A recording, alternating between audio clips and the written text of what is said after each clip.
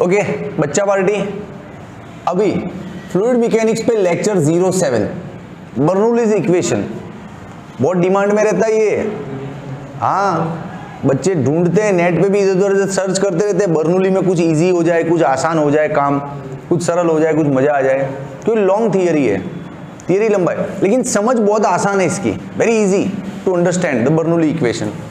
इसके 2-3 मेथड्स है इक्वेशन को प्रूव करने के, लेकिन मैं आपकी टेक्स्ट बुक के अकॉर्डिंग के मेथड से जाऊंगा, ठीक है।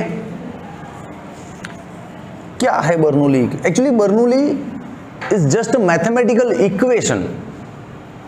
वो यूनिवर्सल लॉ नहीं है, जैसे ग्रेविटेशन लॉ है G(m1m2/r²), आप कहीं भी लगा सकते हो उसको, छोटे इलेक्ट्रॉन प्रोटॉन पार्टिकल से लेके सन अर्थ बड़े बड़े पार्टिकल्स के लिए, पूरे ब्रह्मांड के लिए, पूरे यूनिवर्स के लिए, गैलेक्सी के लिए आप ग्रेविटेशन फोर्स लगा सकते हो, वो यूनिवर्सल है।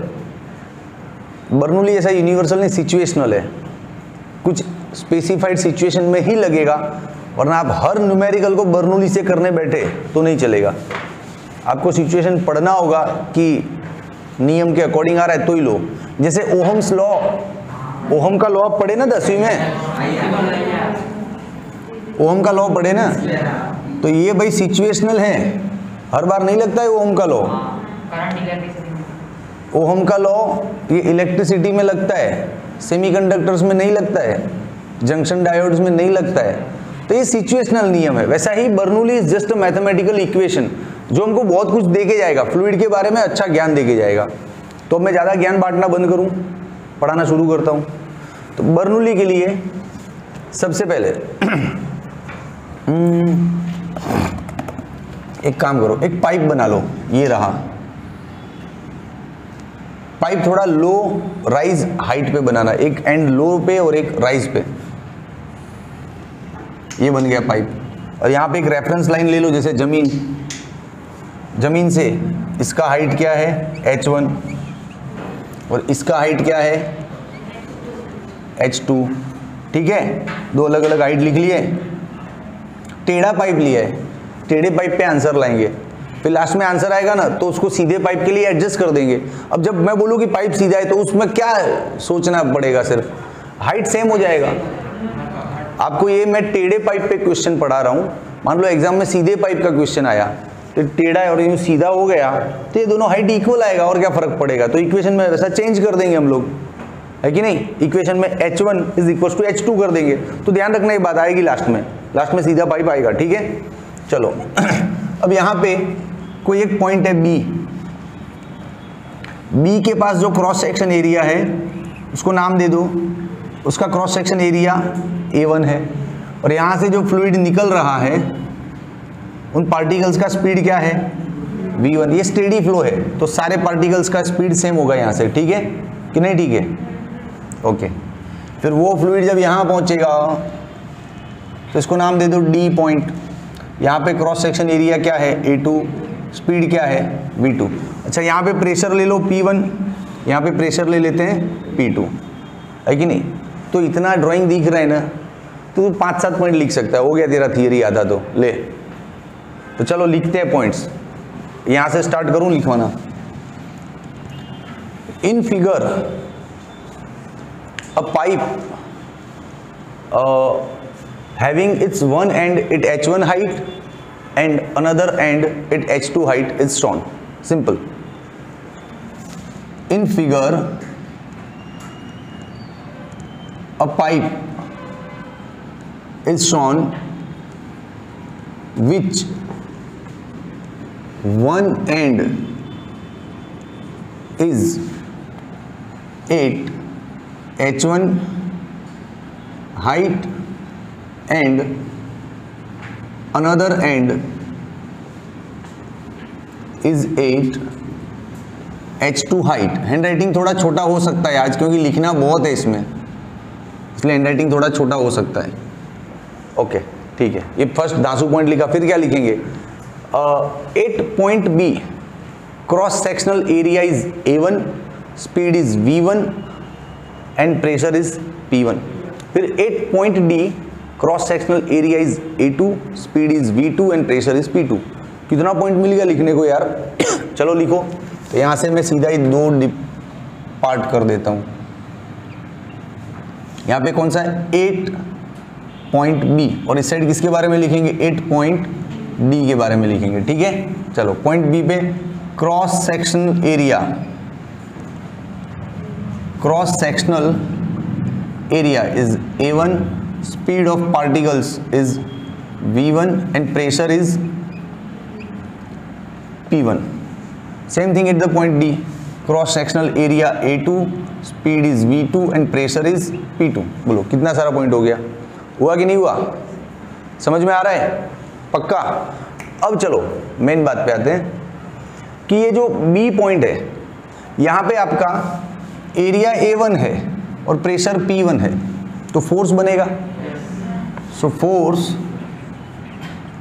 फोर्स क्या बनता है पा, फोर्स क्या होता है पा, तो F1 इज P1 A1, ये बन गया एक फोर्स।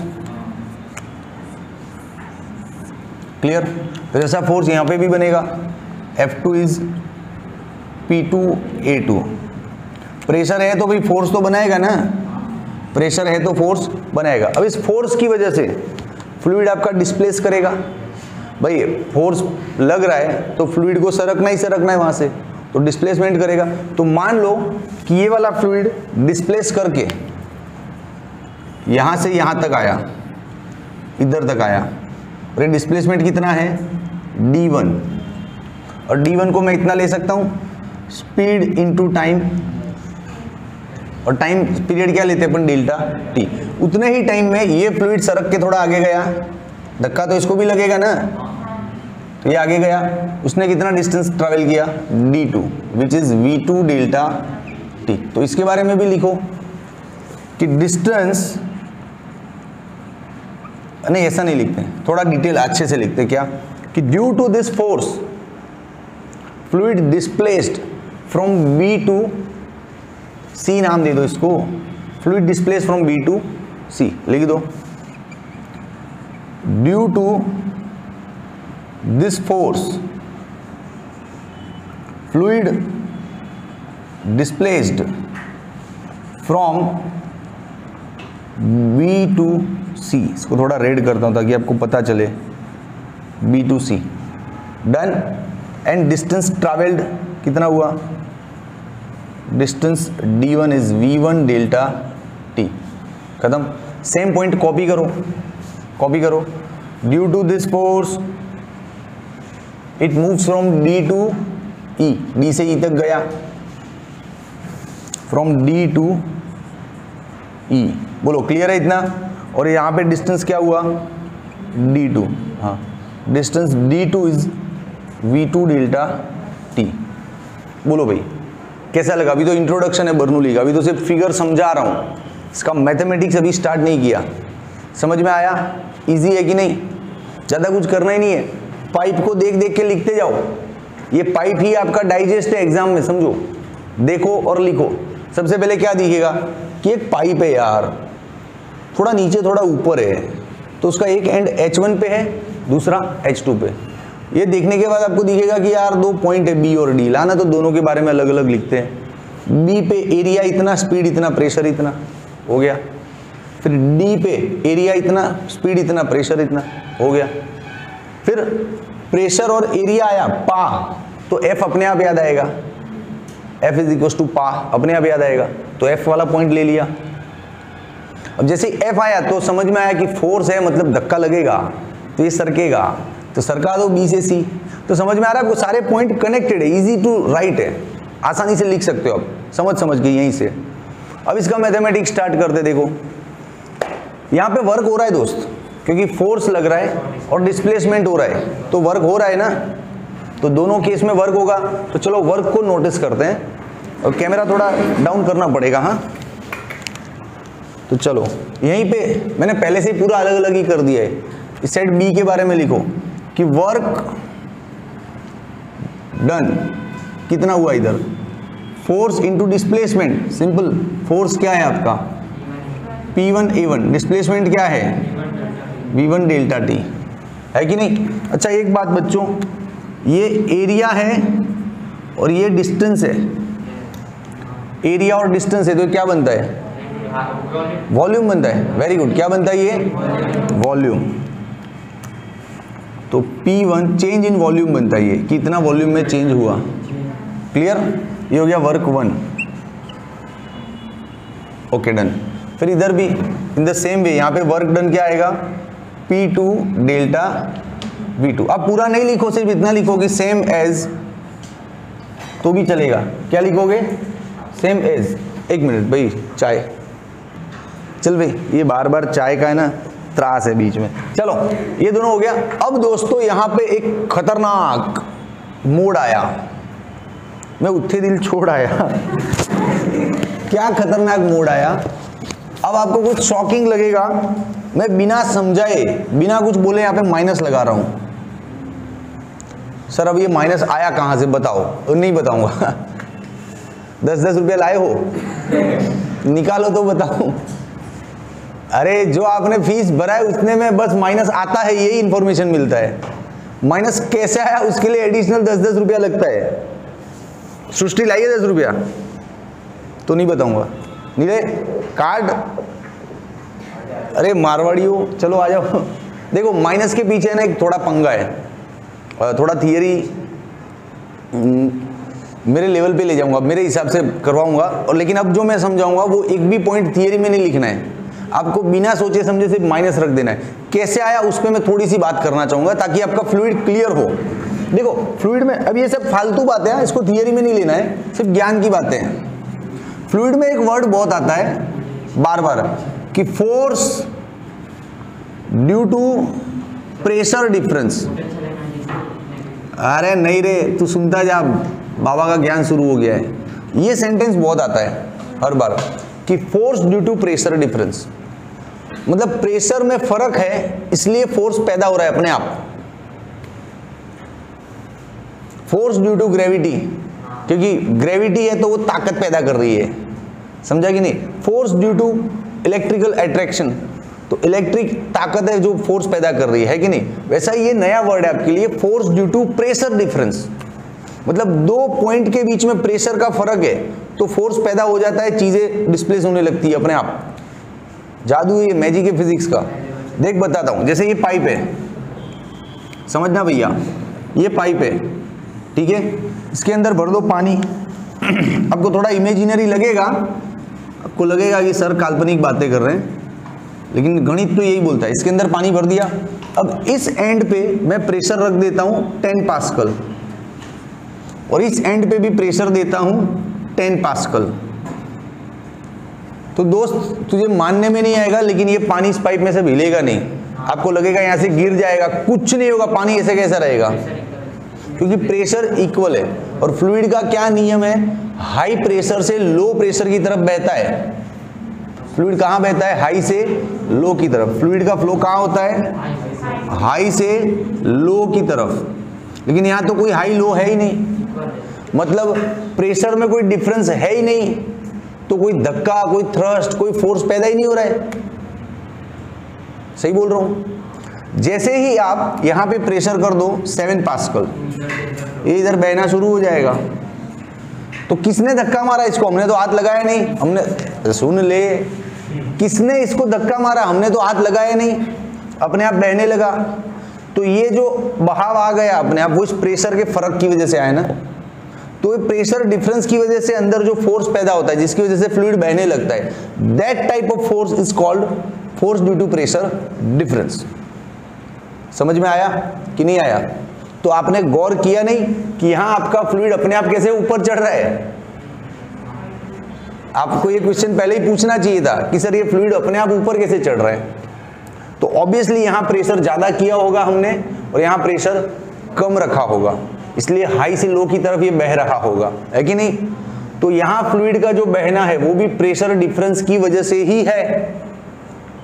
प्रेशर अलग अलग है, वरना मैं ऐसे इक्वल नहीं रखता दोनों को। प्रेशर अलग अलग है ना, मतलब there is some difference in pressure, और प्रेशर में फर्क आता है तो अंदर फोर्स पैदा हो जाता है अपने आप और वो चलने लगता है, समझा। उसको बोलते हैं force due to pressure difference. क्या बोलते हैं उसको? हाँ, अब उस फोर्स का फॉर्मूला बना दे भाई। कैमरा कवर हो रहा है ना आपका, यहाँ पे देखो, फोर्स इज इक्वल टू पा बोलते हैं ना जनरली हम, लेकिन हम थोड़ा बारीकी से बात नहीं करते। ये पा नहीं होता है कभी, ये डेल्टा पीए होता है हमेशा। इसका नाम ही है force due to pressure difference. तो यहाँ पे प्रेशर का डिफरेंस आता है, पी नहीं आता कभी, डेल्टा पी आता है। लेकिन हमको लिखने की आदत क्या है, पा। हम बोलते ही नहीं कि डिफरेंस वाला प्रेशर है। तो पा है तो यहाँ पे क्या आ जाएगा, P2 माइनस P1, या तो जो ज़्यादा है में से कम P1 माइनस P2। तो समझा आपको कि दूसरे प्रेशर के आगे नेगेटिव क्यों आ रहा है, क्योंकि वो डिफरेंस है। समझा कि नहीं समझा?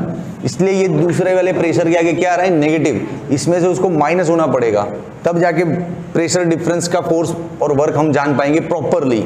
समझा अब आप लोग क्यों माइनस आया? तो ये समझने के लिए था, थियरी में इतना आपको घुसना नहीं अंदर तक, ये सारा कुछ लिखना नहीं है। लेकिन माइनस जस्टिफाई हो रहा है कि नहीं? हम अभी इन दोनों को प्लस कर देंगे तो P1 प्लस P2 हो जाएगा, जबकि प्रेशर प्लस हो ही नहीं रहा है, प्रेशर तो डिफरेंस बना रहा है, तो माइनस करना है ना P2 को। हाँ, इसमें और भी कारण आप लिख सकते हो, ग्रेविटेशनल पोटेंशियल एनर्जी वो सब, लेकिन वो ज़्यादातर चीज़ें आप जानते हो कि ग्रेविटी के अगेंस्ट जाता है तो नेगेटिव हो रहा है वर्क। लेकिन मैं इस तरीके से आपको समझाना चाहता था, कुछ नया, इसलिए इस पर टाइम स्पेंड अपन ने किया कि आप कुछ और जान पाओ इसके बारे में। क्लियर? तो चल भाई अब स्क्रीनशॉट ले ले। तो माइनस क्यों है समझ में आया ना? स्क्रीनशॉट ले लो, यहाँ पे दिख रहा है ना टोटल वर्क क्या हुआ, P1 delta V1 minus P2 delta V2। एक और चीज, ये फ्लो ट्यूब है तो आपका वॉल्यूम भी इक्वल रहता है, मास कंजर्व होता है ना, तो वॉल्यूम भी हो रहा है, तो वॉल्यूम इक्वल रहता है। तो यहाँ पे आपको 1 2 लिखने की जरूरत नहीं है। ब्रैकेट में छोटा सा आर्ग्यूमेंट दे दो, आर्ग्यूमेंट लिख देना। अब मेरे पास जगह नहीं बची, क्या लिखोगे? As volume are equal so we are taking it as delta V, not delta V1 and V2। Clear भाई, समझ में आ रहा है? अब ये वर्क तो हुआ, काम तो हुआ, फोर्स लगा, फोर्स से डिस्प्लेसमेंट हुआ और डिस्प्लेसमेंट से क्या हुआ, वर्क। टोटल इतना वर्क हुआ। ये वर्क क्यों हुआ, किस चीज में चेंजेस करने को ये वर्क हुआ? Potential energy. फ्लूइड का हाइट बढ़ रहा है ना, देखो इस लेवल पे था, थोड़ा और ऊपर आया, ये वाला फ्लूइड यहाँ पे था, थोड़ा और ऊपर आया, तो फ्लूइड का हाइट बढ़ रहा है, तो ये वर्क उधर खर्च होगा, थोड़ा बहुत एक्सपेंसेस उधर होंगे। तो हम लिख सकते हैं कि this work is consumed by the changes in potential energy. Potential energy के चेंजेस इस वर्क को खा जाएंगे और पोटेंशियल एनर्जी बढ़ाएंगे। फिर काइनेटिक एनर्जी में भी चेंज हुआ, स्पीड आया ना V1 V2। हाँ, ऐसे तो और भी बहुत सी जगह काम पड़ा इस वर्क का, लेकिन वो सारी बात मैं करूंगा धीमे धीमे। अभी दो चीज़ों पे फोकस करो कि ये सारा work to make changes in potential energy and kinetic energy में खर्च हुआ। ओके, तो अब इस फिगर की ज़रूरत नहीं है हमको, हम इसको मिटा रहे हैं और सीधा अपना पॉइंट लिखना चालू करते हैं।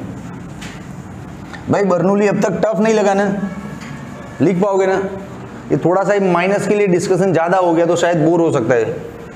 चलो आगे ये डायलॉग को जस्टिफाई करते क्या, कि दिस वर्क इज कंज्यूम्ड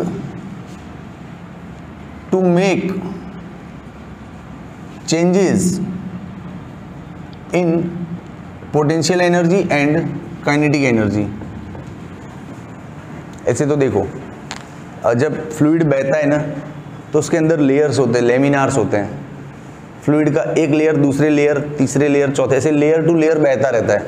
तो दो लेयर जब एक दूसरे के कांटेक्ट में होते हैं ना तो घिसते हैं, फ्रिक्शन होता है, जिसकी वजह से मोशन रेजिस्ट होता है, स्पीड को फर्क पड़ता है, रोका जाता है उसको, उसके अगेंस्ट भी लड़ना होता है इसको और निकलना होता है वहाँ से। तो उसमें भी कुछ वर्क खर्च होता है, लेकिन वो वाला वर्क यहाँ पे नहीं लिया है बर्नौली ने, उस वर्क को अपन अवॉइड कर रहे हैं। समझ में आ रहा है कौन से वर्क की बात कर रहा हूँ? आप अकेले चल रहे हो तो आराम से जा रहे हो, आपके साथ 2-3 जने हैं तो टकरा के जाओगे तो स्पीड कम होगा ना, लेकिन फिर भी आपको स्पीड मेंटेन करना है तो ताकत ज़्यादा लगेगा, तो वर्क का खर्चा होगा। तो ये वर्क है वो उधर भी खर्च होता है, लेकिन उसको यहाँ पे अवॉइड किया गया है, तो हम भी उस पर बात नहीं करेंगे। ठीक है, ओके चलो। तो ये सारा वर्क इन दो चीज़ों में खर्च हो रहा है, potential energy and kinetic energy. तो अब मैं क्या करूँगा, मैं बहुत शाना इंसान हूँ, मैं प्रेम से चेंज इन काइनेटिक एनर्जी ढूंढूंगा, चेंज इन पोटेंशियल एनर्जी ढूंढूंगा, दोनों को प्लस करूंगा और उसके इक्वल में लगा दूंगा ये वाला वर्क, मेरा मैथमेटिकल इक्वेशन बन जाएगा, फिर आगे गणित खत्म। समझा? तो चलो अभी अपना सारा फोकस दो चीजों पे है, change in kinetic energy, then change in potential energy. चलो मस्त दो ग्रुप बना के सॉल्व कर, इजी। अब मामला आपके कंट्रोल में है, अब टफ नहीं है कुछ। चेंज इन काइनेटिक एनर्जी के लिए क्या लिखोगे? डेल्टा के K2 minus K1 half mv² half mv²। अब मैं v को v2 v1 लिख रहा हूँ, मास को mm क्यों लिख रहा हूँ? अरे वॉल्यूम सेम लिया ना इधर, तो मास भी तो सेम है, मास कंजर्व्ड। ओके, अब हाफ m को कॉमन ले ले भाई, तो अंदर क्या आया? v2² minus v1²। बोलो आया कि नहीं आया? पक्का? अब मास की जगह क्या ले सकता हूँ? हाँ, रो इंटू वॉल्यूम, और वॉल्यूम को 1 2 नहीं लेना है, डेल्टा वी ही लेना है। बात हो चुकी है अपनी वहां पे। तो आपको लगना चाहिए कितना आसान है सर, ये तो हम चैप्टर 5 6 में पढ़ते थे ऐसा, हाफ mv², हाफ mv², कोई टफ नहीं है। क्लियर? चलो ये हो गया चेंज इन काइनेटिक एनर्जी। अब चेंज इन पोटेंशियल एनर्जी पे बात करते हैं। पोटेंशियल एनर्जी को V बोलते हैं, लेकिन यहाँ V वॉल्यूम के लिए भी लिया है, स्पीड के भी लिए लिया है, तो V हो जाएगा ना, तो कंफ्यूज हो जाओगे, तो नाम बदल दो, U कर दो, डेल्टा U। अब चेंज इन पोटेंशियल एनर्जी मतलब U2 माइनस U1। अब पोटेंशियल एनर्जी मतलब ये हाइट पे चढ़ रहा है तो mgh, हाइट पे चढ़ रहा है तो mgh, mgh2 minus mgh1। mg common ले ले, h2 माइनस h1। समझ में आ रहा है? अब फिर से m को हटाओ, हाँ, rho into delta we. Sir कितना सारा है, क्या कितना सारा है रे? छोटे बच्चे से थियरी यही है, ठीक है। अब एक अच्छा सा स्क्रीनशॉट ले लो, चलो इसका दी, चलो आ जाओ। अब भाई अपन को पता था कि ये जो वर्क दिख रहा है, ये जो वर्क अपन ने फाइंड किया, वो वर्क कहाँ कंज्यूम हो रहा है? इन दोनों में। तो इन दोनों का प्लस करो, इज इक्वल टू में वर्क ले लो। मैथमेटिकल स्टेप स्टार्ट आपके, चलो। Here work is equal to change in kinetic energy plus change in potential energy. अब वर्क उठाओ यहां से, क्या था?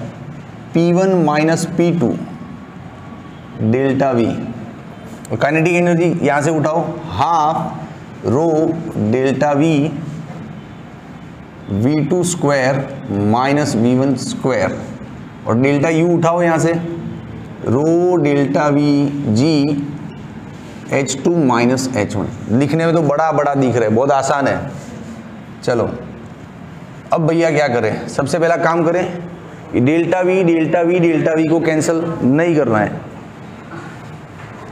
हाँ नहीं करना है। यहाँ पे एक स्पेशल टर्म बनता है जो लास्ट में बच्चा गलती करता है, यहाँ पे कैंसिल करता ही था ना, फिर लास्ट में समझ में नहीं आता है, तो हम कैंसिल नहीं करेंगे, हम both the side delta V से डिवाइड करेंगे। क्या करेंगे? डिवाइड। अब डेल्टा V से डिवाइड करने से क्या हुआ पता है? इसका नाम चेंज हो गया। चल डेल्टा V नहीं था तो इस टर्म का नाम क्या था? पहले चेंज इन काइनेटिक एनर्जी को रिप्रेजेंट करता ही है कि नहीं? और ये पूरे के पूरे टर्म का नाम क्या है? हाँ, तो इसका नाम क्या है? रुको समझा देता हूं। चेंज इन काइनेटिक एनर्जी, और इसका नाम क्या है? चेंज इन पोटेंशियल एनर्जी, है कि नहीं? है कि नहीं? ओके। अब यहां पे डेल्टा V से आप डिवाइड करो, तो इसका नाम क्या बन जाएगा? Change in kinetic energy per unit volume. क्या बन जाएगा नाम? वॉल्यूम नीचे आ गया ना, तो per unit volume. Change in potential energy per unit volume. बोलो, ये नाम लास्ट में बच्चे फिर है ना गच्चा खा जाते हैं कि सर कहाँ से आया पर यूनिट वॉल्यूम? तो दिख तो रहा है, इसको हम चेंज इन काइनेटिक एनर्जी बोल रहे हैं, तो divide by delta V, simple. चलो अब गलती नहीं होगा, मेरे को पता चल गया आपका। चलो कैंसिल, तो you will get P1 minus P2। बस अब बहुत आसान है, खत्म होने वाला है। Half rho v2² minus v1² plus रो g h2 माइनस h1। बस अब इजी है, इसको अंदर मल्टीप्लाई कर दो। P1 minus P2 half rho v2² half rho v1² रो g h2 रो g h1। देखो अब 1 1 वाला सारा एक साइड कर लो, देखो ये P1 है, ये माइनस है, ये भी माइनस है, 1 1 वाला दोनों, इसमें भी V1 है और उसमें H1 है, तो दोनों माइनस को इधर ले लो तो हो जाएगा plus rho g H1 plus half rho V1 square equal to, अब ये 2 वाले को उधर डाल दो, हो जाएगा plus P2 is equals to rho g H2 plus ये रह गया हाफ रो V2 स्क्वायर। आ गया बर्नौली इक्वेशन आंसर। बोलो कहाँ टफ था, कहाँ टफ था भाई? आपको शांति से ठंडे दिमाग से काम लेना था। पहले वो पाइप ड्रॉ करना था, ये H1 हाइट पे था, ये H2 हाइट पे था, यहाँ पे B था, यहाँ पे D था, B पे A1 V1 P1 के बारे में लिखना था, और यहाँ A2 V2 P2 के बारे में लिखना था। फिर यहाँ पे फोर्स F1, यहाँ पे फोर्स F2, यहाँ पे फोर्स है तो डिस्प्लेसमेंट D1, यहाँ पे डिस्प्लेसमेंट D2, अब फोर्स डिस्प्लेसमेंट है तो यहाँ पे वर्क W1, यहाँ पे वर्क W2, दोनों वर्क को मिलाया, यहाँ तक पहुंचे थे अपन। फिर change in kinetic energy, change in potential energy. मामला इतना आसान मामला है बर्नौली, कुछ टफ नहीं है, थोड़ा लंबा है, लिखने में कंसंट्रेशन होना चाहिए कि हम भूल नहीं जाए कि कहाँ पहुंचे और कहाँ जाना था, समझा? अब इसके बारे में एक दांसू बात कर सकते हैं। अब देखो ये इधर का सारा टर्म और इधर का सारा टर्म इक्वल दिख रहा है मेरे को, तो इसको एक बार लिख दूं, P plus rho g h plus half rho v square is equals to constant. क्या बात करते हो, नहीं लिख सकते क्या? लिख सकते हो कि नहीं? हो गया बर्नौली इक्वेशन। फिर यहाँ पे मस्ट वार्निंग लिख दो, this equation is called Bernoulli's equation. लेकिन बर्नौली का इक्वेशन सिचुएशनल है, मैं बोला था आपको, हर बार नहीं लगेगा। आपने यहाँ पे ये मान लिया है कि आपका सारा वर्क काइनेटिक एनर्जी और पोटेंशियल एनर्जी चेंज करने में खर्च हो रहा है, जबकि वर्क कहीं और भी खर्च हो रहा है। वो जो लेयर के बीच में फ्रिक्शन फोर्स, जिसको हम विस्कस फोर्स भी बोलते हैं, उसमें भी खर्च हो रहा है, क्योंकि जब फ्लूइड बहता है तो उसके लेयर्स अंदर यूं एक दूसरे से टकराते हैं, तो वहाँ फ्रिक्शन होता है और एनर्जी वेस्ट होता है।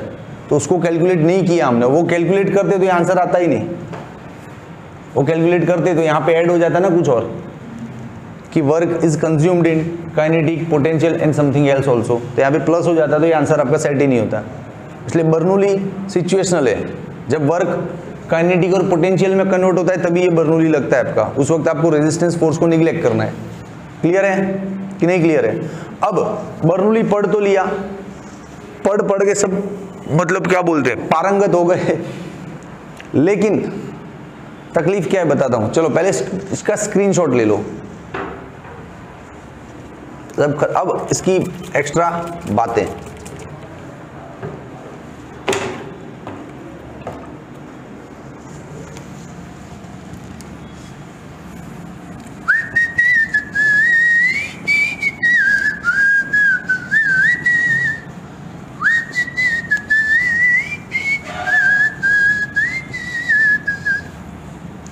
चला जा, यस ओके बच्चा लोग। अब मैंने आपको थियरी के स्टार्टिंग में बोला था कि पाइप अपन टेढ़ा ले रहे हैं। मान लो पाइप सीधा हुआ तो if it is a horizontal pipe then what, pipe horizontal हुआ तो फर्क, हाँ तो मैं डायरेक्ट लिख दूं Bernoulli for a horizontal pipe, Bernoulli for a horizontal pipe. पहले अपना पाइप यूं था ना, टेढ़ा था, ऊपर नीचे था, मतलब ये H1 था और ये हाइट क्या था H2।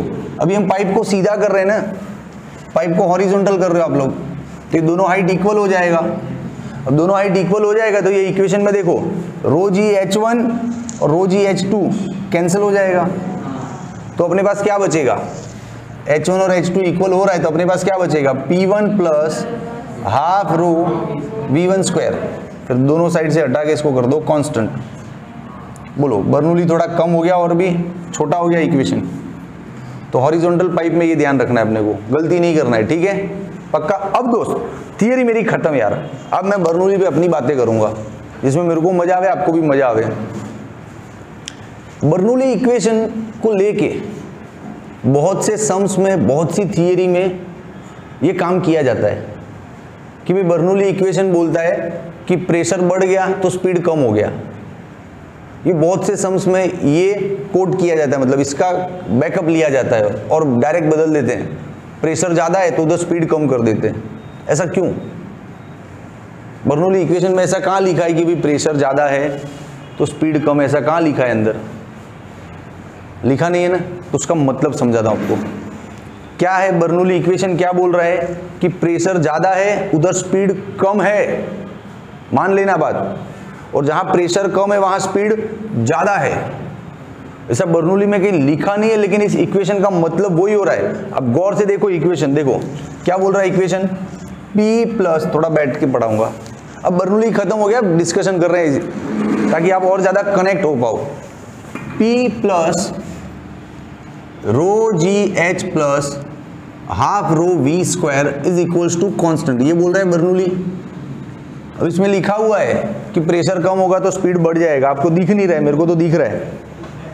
बताऊं, इन तीनों का प्लस कांस्टेंट रहना चाहिए। जैसे मान लो किसी फिनोमिनन में प्रेशर है आपका 15, ये टर्म है आपका 20 और ये टर्म है आपका 25, तो कितना हो रहा है टोटल? 60 हो रहा है। अब आप अंदर कुछ भी कर लो, आपका इन तीनों का सम तो 60 ही आना चाहिए कि नहीं आना चाहिए? तभी तो बर्नौली राइट होगा, है कि नहीं? अब तो टोटल 60 ही आना चाहिए भैया, और मैंने प्रेशर को कर दिया कम 5, और ये इसको नहीं बदलने दे रहा हूं हाइट को, तो अब 60 कैसे आएगा टोटल? लेकिन इक्वेशन तो वही बोल रहा है कि टोटल कांस्टेंट रहना चाहिए, बदलना नहीं चाहिए। तो अब क्या होना पड़ेगा फ्लूइड को? कॉमन सेंस है, इसको बढ़ना पड़ेगा स्पीड को, ये बढ़ेगा 35 होगा तभी ये 60 मैनेज हो पाएगा। मतलब समझ रहे हो इक्वेशन क्या बोल रहा है अपने आप कि तू प्रेशर कम कर रहा है तो स्पीड वाले टर्म को अपने आप बढ़ ही जाना है, तो ये मेंटेन होगा, वरना नहीं होगा। समझ रहे हो कि नहीं समझ रहे हो? हाय हाय। तो ये बहुत ही काम की चीज ये है, बर्नौली का निचोड़ ये है। ये आपको पक्का होना चाहिए कि where P decrease speed increase, ये आपको दिमाग में होना चाहिए। बस पूरे बर्नौली का निचोड़ ये है। अब इस निचोड़ का आपको यूज बताता हूं। देखो मैंने बोला ना प्रेशर कम, वहां स्पीड ज्यादा होना चाहिए, और स्पीड ज्यादा है तो प्रेशर कम होना चाहिए, सीधी बात है। अब एक सिचुएशन सोचते हैं हम लोग, ये सारा कुछ थियरी में लेना नहीं आप लोग, थियरी जो लिखा वो भी बहुत है। वो ट्रेन वाला एग्जाम्पल सोचते हैं। हम लोग रेलवे प्लेटफॉर्म पे खड़े हैं, है कि नहीं, और सडनली कोई ट्रेन वहां से पास होता है, जूम, हम ट्रेन की तरफ खींच जाते हैं। जस्ट इफेक्ट ऑफ बर्नौली, सीधा बर्नौली का यही लॉ वहां पे लग जाता है उसी वक्त, और आपको पता भी नहीं चलता बर्नौली आ गया भाई, कहां से आया। डैनियल बर्नौली नाम था उनका, डैनियल बर्नौली। 1700 में जन्मे थे और 1782 में डाइड। ऑलमोस्ट 80 to 82 ईयर्स का लाइफ स्पेंड था उनका। He is also great mathematician. तो ये मैथमेटिकल इक्वेशन ही है, ठीक है। चलो अब बताता हूं ट्रेन के हादसे में क्या होता है। देखो ट्रेन आया और जूम से निकला तो हम ट्रेन की तरफ खींच गए। हुआ क्या यहाँ पे, फिजिक्स क्या है? तो शांति से इमेजिन करना, जैसे वहां पे ट्रेन आया नहीं है, उससे पहले क्या सीन है। उससे पहले तुम खड़े हो, वो ट्रेन का ट्रैक बिछा हुआ है और सब लोग एक दूसरे को देख रहे हैं, मजा आ रहा है, चाय वाला चाय बेच रहा है, पॉपकॉर्न वाला पॉपकॉर्न बेच रहा है, सब लोग खड़े आराम से। आहा, तेरे सराउंडिंग्स का जो एयर है वो और वो ट्रैक के ऊपर जो एयर है वो सब इक्वल प्रेशर पे है ना।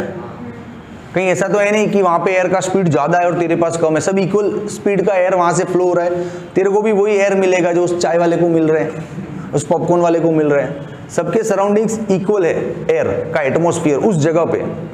अब जैसे ही ट्रेन आया जूम, तो ट्रेन ने क्या किया, उस स्पेस की जो एयर थी उसका स्पीड बढ़ा दिया। वहां की जो एयर थी उसका स्पीड ट्रेन ने जूम बढ़ा दिया। वहां की जो एयर है ट्रैक पे उसका स्पीड उस ट्रेन ने बढ़ाया। स्पीड बढ़ाया तो वहां का प्रेशर क्या हो जाएगा, कम। वहां का प्रेशर कम हो जाएगा किसके, तेरे कंपेयर में, क्योंकि तेरे पास जो एयर है वो तो अभी भी नॉर्मल है, तेरे पास जो हवा रही है वो नॉर्मल है, लेकिन वो वाली हवा को ट्रेन ने जूम स्पीड बढ़ा दिया, तो वहां की हवा का स्पीड बढ़ा तो प्रेशर कम हो गया। तो अब देख तेरे पास प्रेशर ज्यादा हो गया, वहां पे कम हो गया, तो कहां फ्लो होगा, अब ट्रेन की तरफ फ्लो जाने दे, प्रेशर डिफरेंस पैदा हो गया। तेरे पास प्रेशर ज्यादा आ गया, वहां पे कम आ गया, तो प्रेशर डिफरेंस से फोर्स पैदा होता है। और वो फोर्स तेरे को कम प्रेशर की ओर धकेलेगा। यस, बोला था ना कि जहाँ प्रेशर डिफरेंस आता है फोर्स पैदा हो जाता है अपने आप।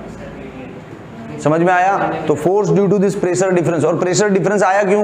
क्योंकि वो ट्रेन ने वहां की हवा को जूम स्पीड में ला दिया, और स्पीड में ला दिया तो अकॉर्डिंग टू द बर्नौली वहां पे प्रेशर कम हो गया। सडनली तेरे पास की हवा और वहां की हवा में फर्क पड़ गया, और हवा फर्क पड़ने से प्रेशर में फर्क पड़ गया, और प्रेशर फर्क पड़ने से तेरे को धक्का लगा। समझ में आया पूरा thought? This is the Bernoulli's best presentation to explain any student. और भी बहुत सी घटनाएं हैं, लेकिन सारी आज की आज नहीं पढ़ेंगे भाई। अगले लेक्चर में फिर बढ़िया चाय वाय पियेंगे कुछ, जैसे वो एटमाइजर स्प्रे है, हम लोग नहीं डालते, जिस नहाते नहीं है उस दिन डाल के आ जाते हो। फिर वो क्या बोलते हैं, स्पिन बॉलर, बॉल को स्पिन करता है ना, ये बॉल डाला, बॉल टप्पी खा के बहुत ज्यादा उछला, वो सारी फिनोमिनन बर्नौली से हम समझ सकते हैं आसानी से। फिर एरोप्लेन को अपलिफ्ट मिलता है, उसमें भी बर्नौली। लेकिन सारा आज नहीं पढ़ेंगे, अब हो गया, बहुत पढ़ा दिया, तो मुंह दुख रहा है, अब आपका भी सर दुख रहा होगा, बहुत सुन लिया आपने मेरे को, इतना ज्यादा तो कभी नहीं सुना होगा। चलो ठीक है, स्क्रीनशॉट ले लो, टाटा, टेक केयर।